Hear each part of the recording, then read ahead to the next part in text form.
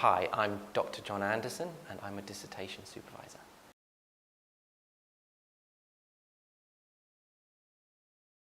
I think you should think about in terms of presentation that you, for example, good essay practice and apply this to dissertations. So if it's a quotation or an excerpt from a piece of literature that's more than perhaps 2 lines long, that you put it on a new line and you indent it, it just makes your page not just one block of text, but set up nicely. It's easier on the eye.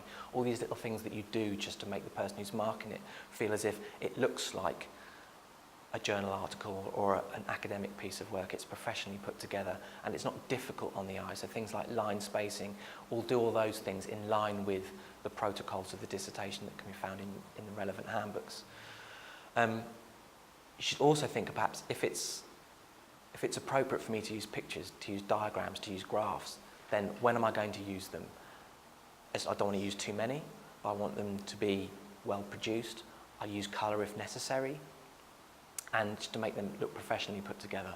All the things that I've thought about every dimension of my piece of work and trying to make it as professional as possible.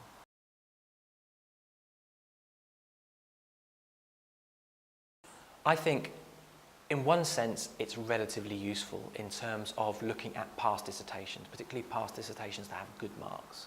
Look about how they're set up, how they're presented, how they structure their chapters, how internally within chapters are they structured, how they're moving and signposting between one argument to the next argument in order to make these things useful and worthwhile. As soon as you've broken down that it's not one huge piece of work and actually think a literature review is attempting to do X, Y, and Z, and my analysis chapters are looking to do A, B, and C, then actually sometimes comparing it to past dissertations can be quite a useful exercise. Having said all that, I think comparing it to people within particular cohorts and your kind of colleagues and your fellow students at particular times often can make people worry when they shouldn't worry.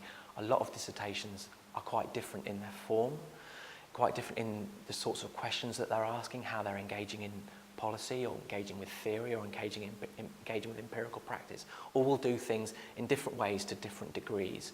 And so students should be aware that there's lots of ways to skin a cat. There's lots of ways to do a good dissertation, and it's not a straightforward template that everyone has to fit into in order if I do this and this and this, I'll get a good mark. Students should be aware that actually they should just be pushing themselves to do the best dissertation that they can do in line with their supervisor's advice.